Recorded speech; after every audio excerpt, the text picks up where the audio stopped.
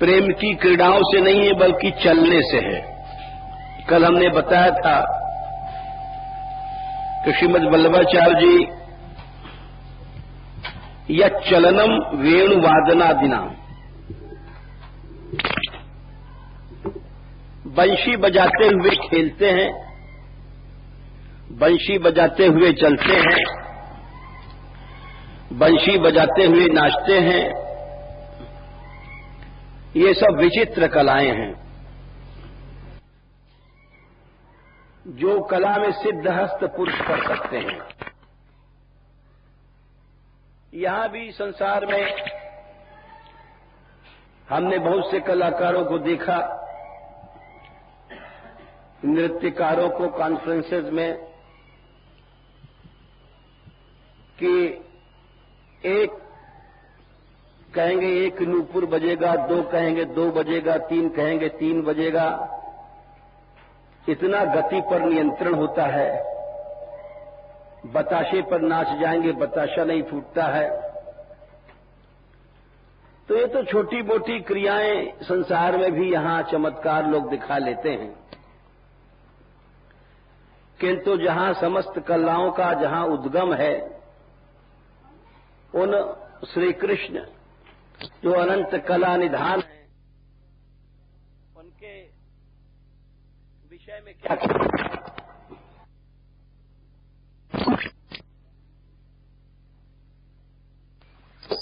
समझ सके और उपासना कर सके। अलौकिक कलाएं युगल स्वरूप से प्रकट होती हैं। हमने आपको बताया भी, वृंदावन की कुंजों से आज सारे संसार में जितना भी श्रृंगार रस फैला है, गान रस, नृत्य रस, यदि श्री राधा माधव गोपी कृष्ण न होते तो कोई भी सरसता कलाओं में न आती।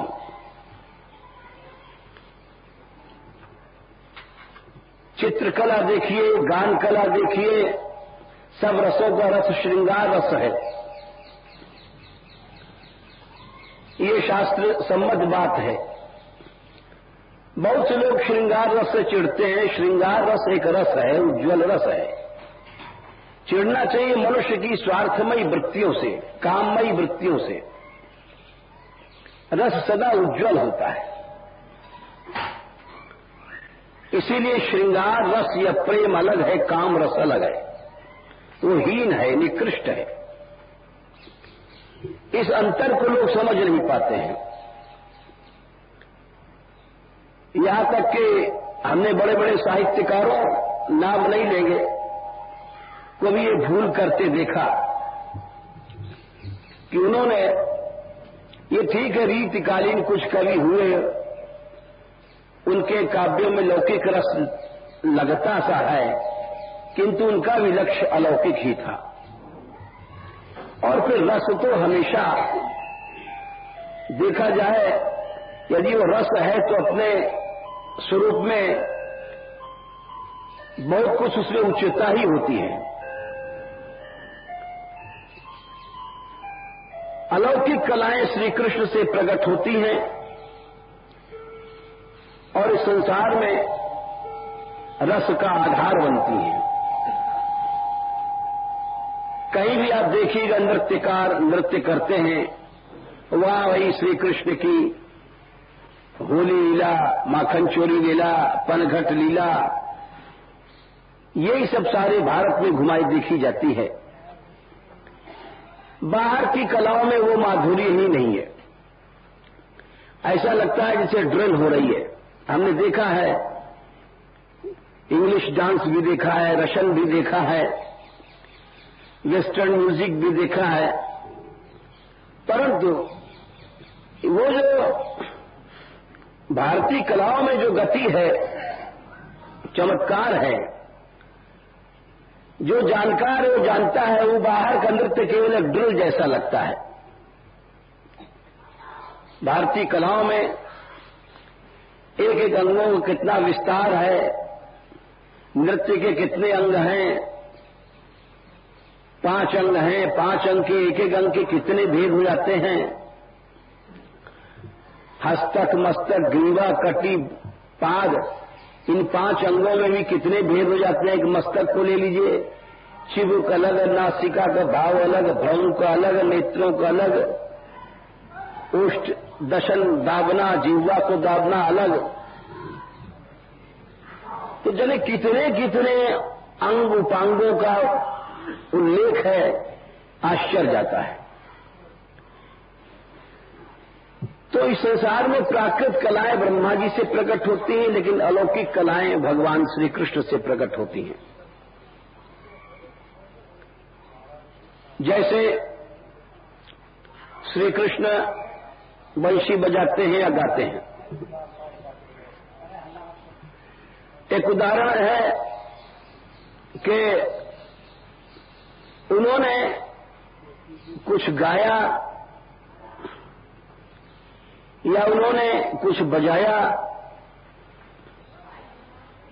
उसका परिणाम ये रहा कि नद्यस्तदा तदुपधार्य मुकुंद गीत मावर्त लक्षित मनोभव भग्न वेगा आलिंगन स्थगित मूर्मि भुजैर मुरारेर गृहणंती पाद युगलम कमलोपहारा। ये श्री कृष्ण की कला का एक चमत्कार है, छोटा सा।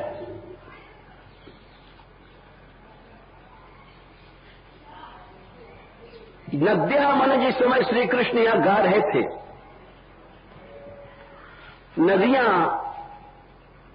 नदियों से तात्पर्य है कि यमुना के अतिरिक्त भी यहां नदियां थीं,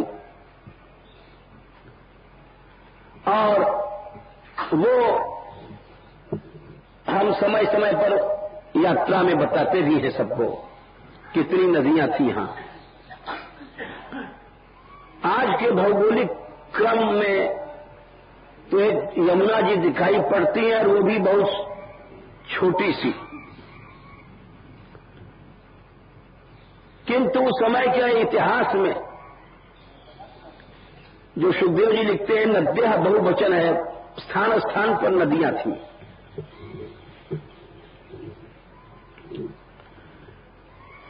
सुनती है श्री कृष्ण का गान, श्री कृष्ण का वादन, तदुपधार्य, उसको सुन करके मुकुंद गीत, श्याम सुंदर गा रहे थे, और मावर्त लक्षित।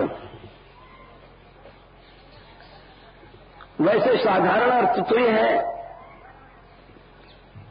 नदियों में की गति रुक गई और एक ही स्थान पर आवर्त होने लग गया, भावर पड़ने लग गया।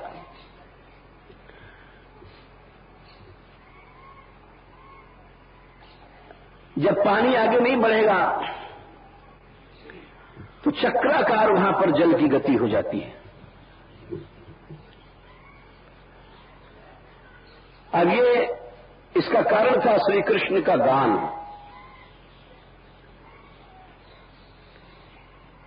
क्योंकि वो अलौकिक था। गीत मावर्त लक्षित, और जल का प्रवाह आगे नहीं बढ़ रहा है,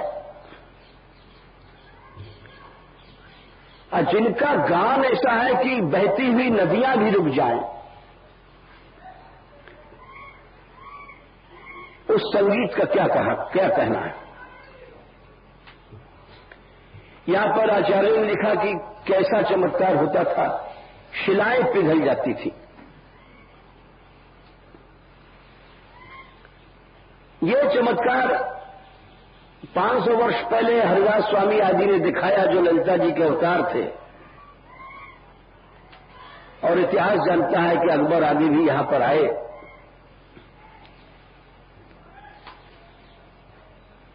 तानसेन आदि ने ये सब चमत्कार सीखे, लेकिन वो बात तो नहीं आई थी जो स्वामी जी में थी। गोविंद स्वामी, श्री हरिदास जी,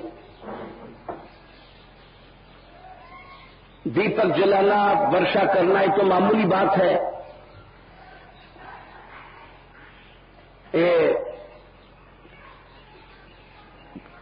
ग्वाल कवि थे, वो सारंग गाते थे यहां, तो जेठ मास की दोपहरी में लू चलती बंद हो जाती थी और वातावरण ठंडा हो जाता था। ये वर्तमान में कथाएं हैं, प्रकृति को बदल देते थे। उस संगीत में ऐसा जादू था, उन कलाओं में ऐसी चमत्कृति थी। फिर श्री कृष्ण की कलाओं में कितनी चमत्कृति होगी। कहते हैं मावर्त, एक दूसरे आचार्य ने अर्थ किया मां माने लक्ष्मी। गीत की लक्ष्मी क्या होती है? आरोह अवरोह शास्त्रीय क्रम से। उससे नदियों में यह प्रभाव पड़ा कि उनमें उनके भीतर आवर्त पड़ा, यानी कि उनकी जो अधिष्ठात्री देवियां थीं नदियां, वो भी कृष्ण प्रेम से भीज गई, कृष्ण काम से। ऐसा वर्णन मिलता है। और जब पानी रुकता है तो कहीं बढ़ता है एक जगह। जहां श्री कृष्ण खड़े थे पानी की गति वहां बढ़ी, बढ़ते बढ़ते बढ़ते श्री कृष्ण के चरणों तक पहुंच गई, जहां श्री राधिका कृष्ण खड़े थे।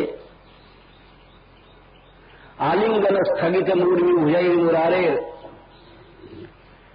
और जल प्रवाह ने जाकर के श्री कृष्ण के चरणों का आलिंगन किया श्री राधिका रानी के, और जल के साथ कमलों की माला गई थी, वो जाके श्री युगल चरणारविंद में लपेट गई।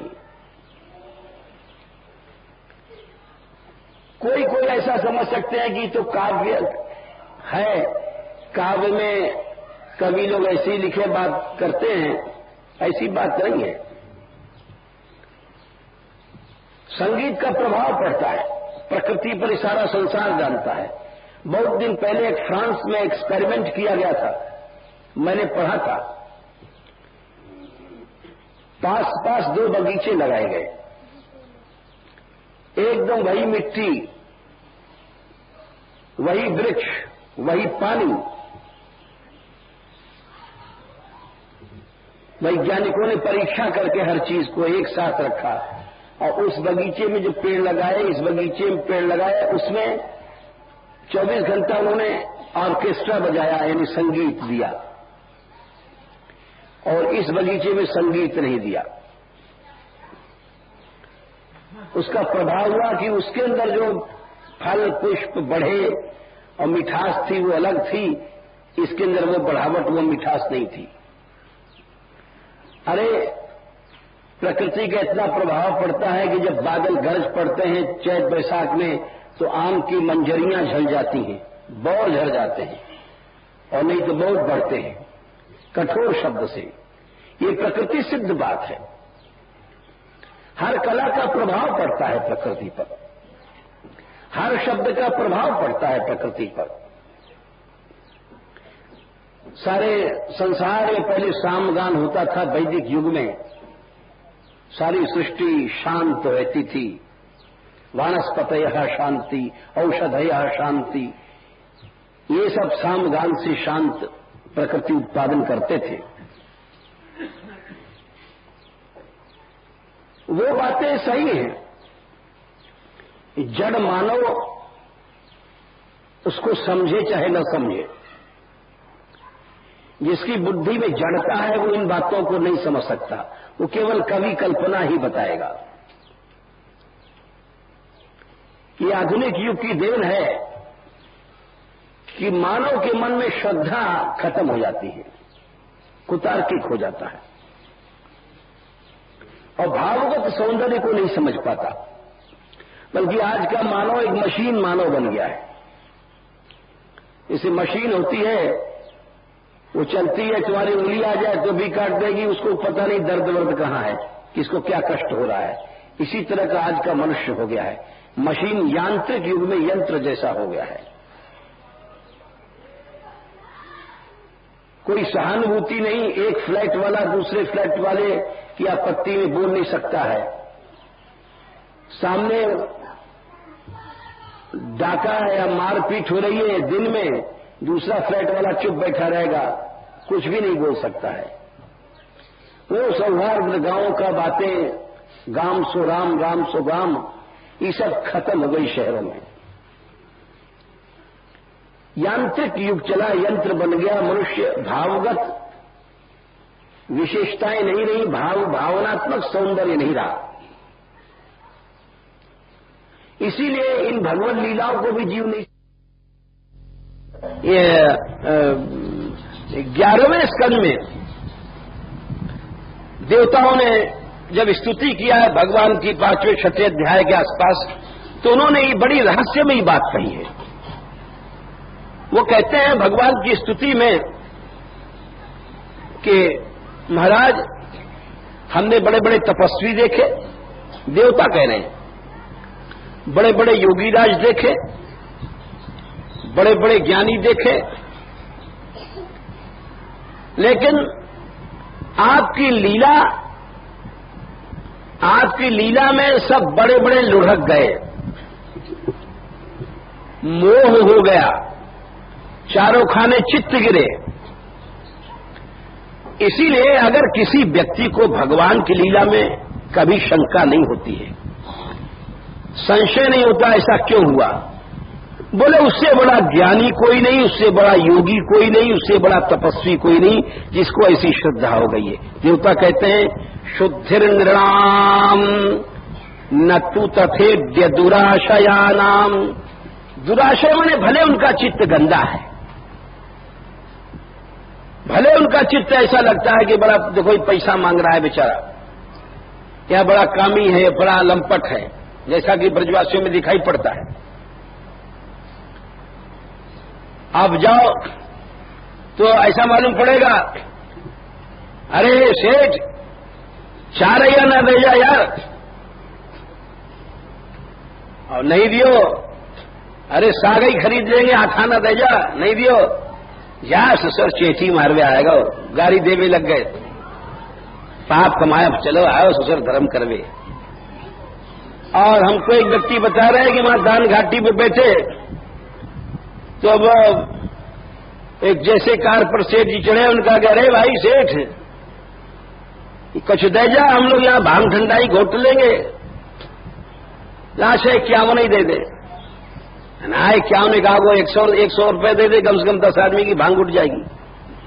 अब कुछ नहीं दे रहा, ऐसे 51 ही दे दे, नहीं दियो यार, सारे ब्राह्मण का वचन है, अभी तेरी कार लड़ जाएगी और तू घर नहीं पहुंचवा मेरे को, पहुंचेगा तो तेरे छोरा मिलेगा, 51 रुपए नहीं दे रहे हो। और दूसरों बोलो हाँ भाई या की बानी ऐसी हो, यानी फलाने सेठ से कही बाकी कार लड़ गई, तू बच नहीं सके आज, तो ज्यादातर तो 51 रुपया दे ही जाएंगे। तो एक बात है, इसको कहते हैं दुराशय। दुराशय माने ऐसा लग रहा है कि बड़ा खराब अंतःकरण है, लेकिन वहां भी एक गुण है, आप समझो। आप समझोगे कि हम वैसे ही कह रहे हैं, पक्षपात की बात नहीं है। कितना भी अवगुण अनेक भरे तो हूं ब्रजवासी, ये बात इसलिए कही गई है, उनमें एक गुण है कि उनमें उनका भगवान में की लीलाओं में श्रद्धा है। हमारो गिरिराज जी, हमारी राधा रानी, ये जन्मजात उनमें गुण होता है, अपने श्री जी के प्रति, ठाकुर के प्रति, इष्ट के प्रति श्रद्धा। उनके मन में कभी संशय वंशय नहीं होता है कि ऐसा क्यों हुआ। बोले इस गुण के आगे सब योग तप सब झूठा है।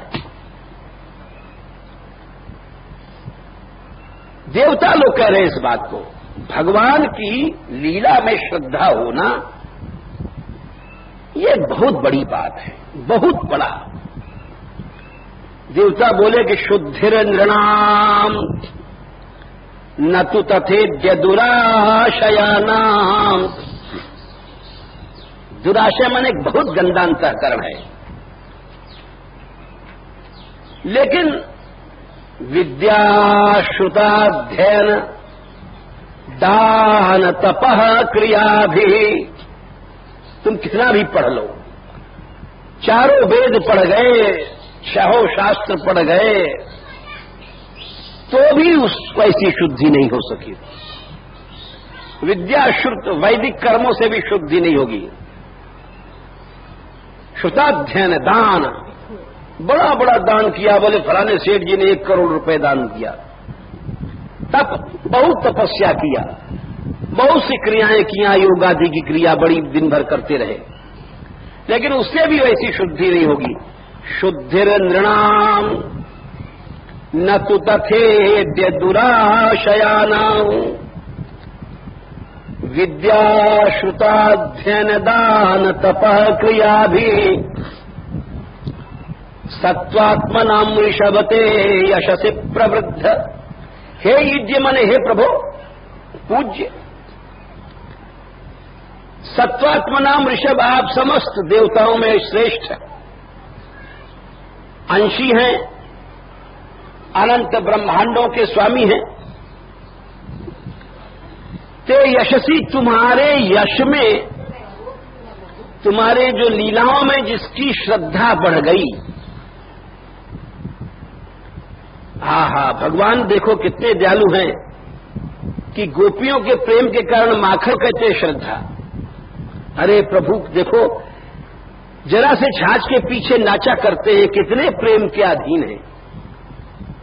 भक्ति प्रियो माधव प्रेम अवश्य भगवान, ये सब श्रद्धा का स्वरूप है कि भगवान की इस लीलाओं को देख करके सच श्रद्धा और हृदय में प्रेम उम गए, आंसू हमें कि ऐसा दयालु प्रभु जो नाचने वाला है, ऐसा दयालु जो अनेक प्रकार से कैसे भी नचा लो, इसको कहते हैं सच श्रद्धा। वहां किंतु परंतु नहीं, वहां शंका नहीं, वहां ऐसा क्यों हुआ, ये सब बीच विचार नहीं। सच श्रद्धा उसको कहते हैं। सत्वात्मनाम ऋषभते यशसे प्रवृद्ध। सच श्रद्धया, बोले वो श्रद्धा कहां मिलती है, किस दुकान में मिलती है? अरे कौन सी मार्केट है कि जहां वो श्रद्धा मिलेगी? हम भी खरीद के लावे भैया। तो तपस्या से बड़ी है, योग से बड़ी है, ज्ञान से बड़ी है, वेद से बड़ी है, वैदिक कर्म यज्ञादि से बड़ी है, वो श्रद्धा किस दुकान पर मिलेगी? बोले श्रवण संभृतया, भक्तों की वाणी को सुनो, सत्संग जाके सुनो, उस दुकान पर मिलती है। केवल सत्संग में मिलती है भगवान के भक्तों को। जो भक्त भगवान के प्रति अनंत रूप से समर्पित है, श्रद्धावान है, उनके पास उनकी वाणी सुनने से ही वो श्रद्धा तुमको मिल जाएगी और किसी साधन से नहीं मिल सकती। केवल श्रवण सुनो जाकर के वहां, उस भाव से भावित भक्त लोग जब वो लीला कहते हैं और उस लीला को गाते हैं, कोई शंका वंका कुछ नहीं, गा रहे हैं। श्री कृष्ण चोरी में पकड़े गए और मां ने पकड़ा, हाथ बांध दिया रस्सी से, सांटी ले लिया और डरवा रही है, तू चोर है कन्हैया, तू चोरी करता है। श्री कृष्ण कहते हैं कि मैया मैं चोर नहीं हूं, मैया मेरी, मैं नहीं माखन खायो, मैया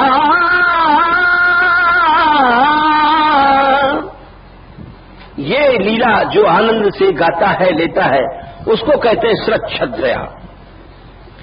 तो देवता बोले कि हे प्रभु, जब आपकी लीला, आपके यश में श्रद्धा उत्पन्न हो जाती है, कैसे होती है?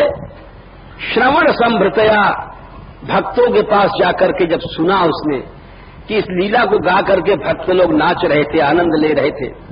महादेव जी जब शिव भोले बाबा जब पार्वती को गोपाल शास्त्र नाम सुनाते हैं, दिन रात भगवान महादेव जी पार्वती को श्री कृष्ण लीला गोपाल शास्त्र नाम सुनाते हैं, और जिस समय वो सुनाते हैं 1000 नाम गोपाल जी के, और जब ये नाम आता है चौर जार शिखामणि, गोपाल कामनी नायक, नवनीत तस्करा, ऐसे कहते कहते जब चौर जारदार हैं, जार लंप डमरू लेके नाचने लग जाते हैं, चौर जार शिखामणि, इसको कहते हैं रसज्ञता, लीला का रसिक होना, कि भगवान की लीला को गा करके कितने बड़े भगवान प्रेमी हैं, कितने बड़े प्रेमवश्यता है भगवान की।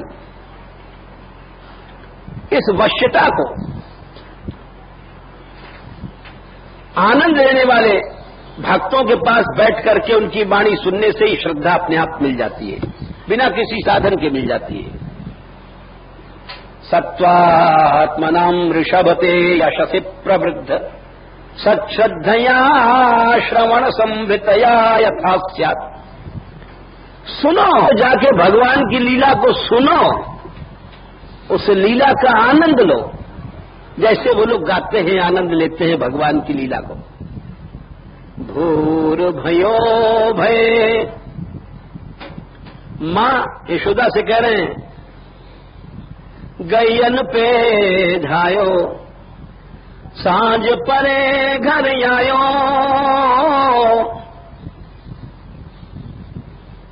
मां चार पहर बंसी बड्ड भटक्यों सांझ परे घर आयो। मैया मेरी मैं नहीं माखन खायो। इन लीलाओं को जब गाते हैं भक्त लोग, इन लीलाओं को गाकर आनंद लेते हैं, रस लेते हैं, वो कितना विश्वास है वहां, कितनी श्रद्धा है वहां, कोई संशय नहीं है, वहां कोई तर्क नहीं है, केवल है रस, केवल है रस का प्रवाह, केवल है आनंद, परमानंद, मोद, प्रमोद, उल्लास, प्रोल्लास। जहां इन लीलाओं के फल में यही दिखाई पड़े, बस वहां बैठ जाओ, वहां बैठने से ही तुमको ये श्रद्धा मिल जाएगी। जिस विश्वास के साथ गाते हैं वे लोग, जिस विश्वास के साथ आनंद लेते हैं, ऐसा समाज कहां मिलता है। यदि ऐसा समाज मिलता है तो वहां बैठ जाओ, वहां तुमको वो चीज मिल जाएगी जो आज तक कभी किसी युग में नहीं मिलेगी। तस्यैव हेतोः प्रयतेत कोविदो न लभ्यते यद भ्रमताम् उपर्यधा। अरे उस चीज को पाओ जो तुमको आज तक कभी मिला नहीं।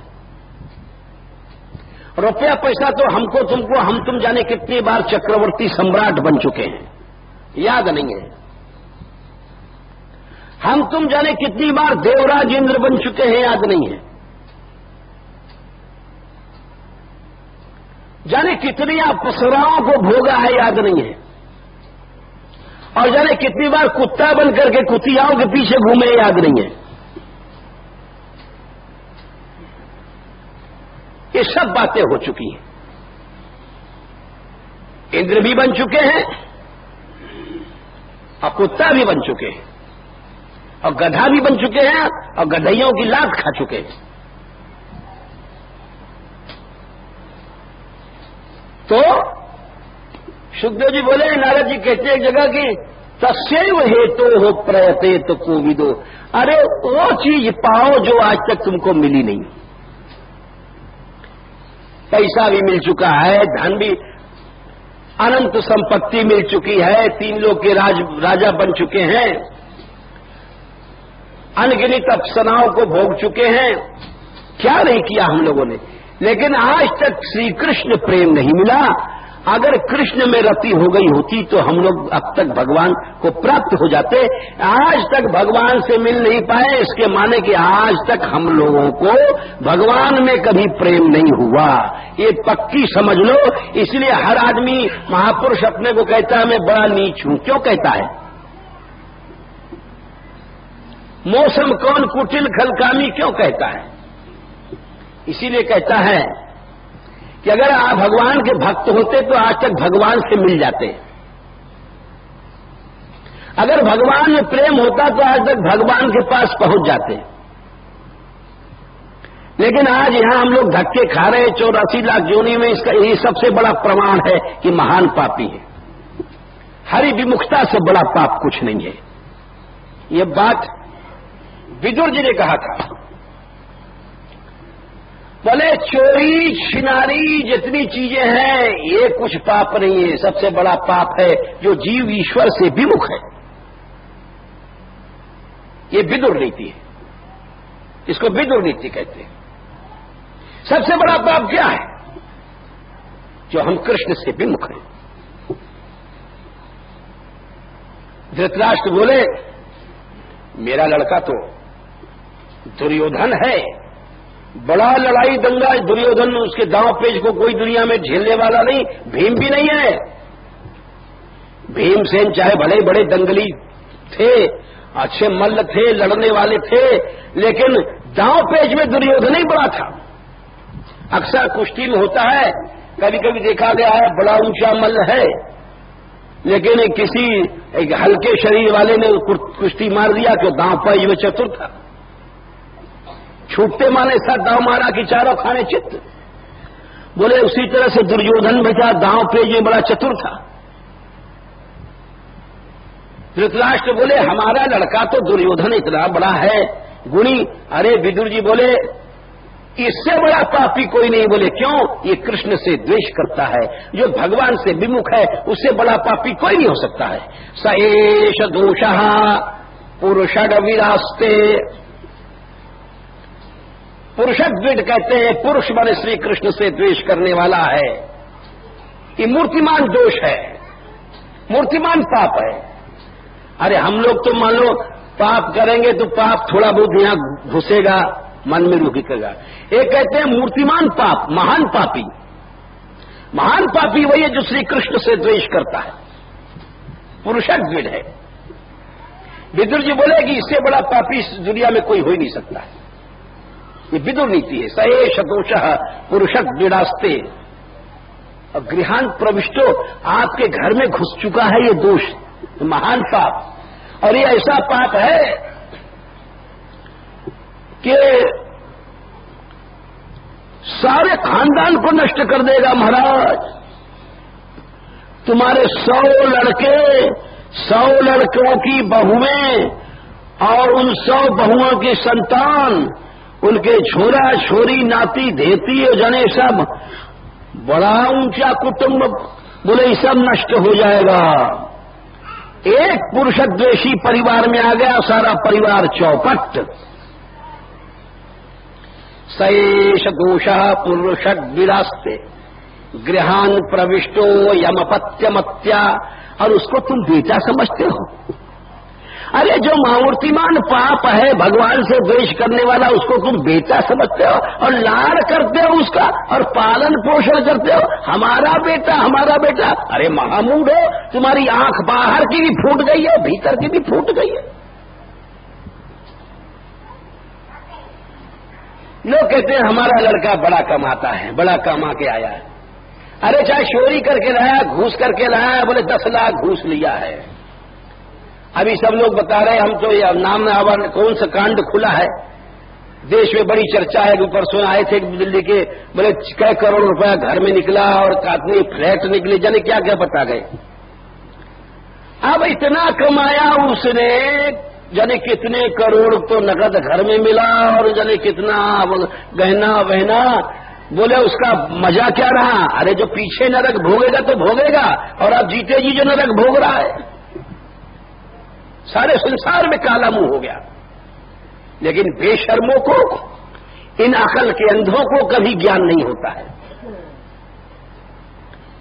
इसीलिए कहा विदुर जी ने, स एष दोषः पुरुषद्विडास्ते गृहान प्रविष्टो यमपत्यमत्या पुष्णासि। अरे इसको तुम बेटा समझ करके पालन पोषण करते हो, हमारा बेटा, हमारा बेटा। कृष्णाद विमुख हो। अरे जो कृष्ण से विमुख है उससे बड़ा पापी कौन है? कहता श्री, जिसकी श्री चली गई है। बोले तो क्या करें? अरे बोले यही करो, इसको छोड़ दो, निकाल लो इसको, दुर्योधन को। इस बड़े बेटे का मुंह मत देखो, इस बड़े बेटे का यहां से देश निकाला कर दो। त्यज आशु, त्यज माने जल्दी निकालो, आशु माने देर नहीं कर लो। अभी तुरंत निकाल दो। बोले क्यों? अशैवम, ये अमंगल रूप है, अकुल कौशला है, इसको एक को निकाल दोगे तो तुम्हारे 99 बच्चे फलेंगे, फूलेंगे, घर भरा रहेगा आनंद से, इसको निकालो। तो मैं ये कह रहा था कि हम लोगों को वो चीज पाने की कोशिश करना चाहिए जो आज तक हमें कभी मिला नहीं है, यानी भगवान का प्रेम। इसीलिए बात तो वहां से चली थी, सच श्रद्धया श्रवण संभृतया, भक्तों के पास जाओ और उनसे सुनो भगवान का चरित्र, श्री कृष्ण महिमा को सुनो। इसके सुनने से ही तुमको ज्ञान से बड़ी चीज, तपस्या से बड़ी चीज, योग से बड़ी चीज, यज्ञ यज्ञादि कर्मों से बड़ी चीज श्रद्धा मिलेगी। कौन श्रद्धा? भगवान के लीला में, भगवान के गुणों में, भगवान के कर्मों में। स्वाभाविक श्रद्धा ऐसी मिलेगी, कोई जिसमें तर्क नहीं, कोई कुतर्क नहीं। ऐसी श्रद्धा से अपने आप कल्याण होता है। तो हम ये कह रहे थे कि भगवान की लीला में जो विरह आता है, भगवान की लीला में जो एक क्षोभ शब्द आया, इसको संभल करके समझना चाहिए। ऐसा नहीं समझ ले कि संसारी क्षोभ है। हम आपको, समय तो हो गया है, अभी 2-3 मिनट और लेंगे। देखो, क्योंकि इस बात को बताए बिना सारी बात अधूरी रह जाती है, इसलिए हम 2 मिनट और बोलेंगे। देखो भाई, भगवान के विरह में या जो क्षोभ शब्द गोपियां कह रही हैं, इसको सुनकर के कोई ये मत समझ लेना कि भगवान के प्रेम में भी दुख होता है, क्षोभ होता है। अगर ऐसा सोच लोगे तो लुढ़क जाओगे। यहां पर आकर के हनुमान जी भी झटका खा गए थे। अरे हम तुम क्या चीज है बाबा, हनुमान जी भी झटका खा गए। उदाहरण देते हैं हम आपको कि जिस समय पवन पुत्र हनुमान जी सीता माता के पास से लौटे हैं और भगवान राम के पास पहुंचते हैं, सभी लोग मधुबन का फल खाने लग गए और पहरेदारों को पीटा मारा। सबने सुग्रीव से शिकायत किया, वो मधुबन में कोई बंदर घुस नहीं सकता था, महाराज सुग्रीव के लिए था। सबने कहा कि बंदरों ने लूट लिया आपके ही सेना ने और हमको मारा पीटा। सुग्रीव बोले ये खुशी में उधम होता है, जाओ जाओ उनसे कुछ मत कहो। हम बोले खूब फैसला रहा साहब, अरे उनको दंड देना चाहिए। सुग्रीव बोले बुलाओ बुलाओ, उनको इनाम दिया जाएगा। लुटेरों को इनाम? भाई चुप रहे। बुलाया गया, आए और सबने कहा कि राम जी से कहने लगे, नाथ पवन सुत को जो करनी है वो सहसमुख से भी नहीं कही जा सकती। सबने बताया ऐसे ऐसे हुआ, देखो लंका फूक आए। केवल माता की खबर नहीं ना, लंका को फूक आए। राम जी पूछने लग गए कि अच्छा तो हनुमान वहां कैसे सीता प्राण की रक्षा करती है, कुछ बताओ। तो बताने लग गए। बताते बताते यहां तक बोले कि नाथ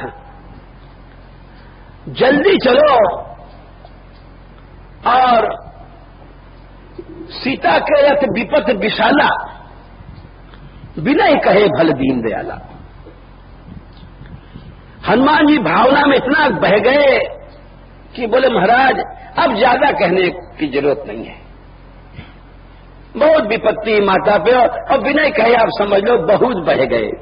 झट हनुमान जी को संभाला राम जी ने। यही तो बात है भगवत लीला में, सटकने में देर नहीं लगती है। भगवान कहते हैं कि अरे हनुमान जी क्या कह रहे हो? बोले क्या महाराज?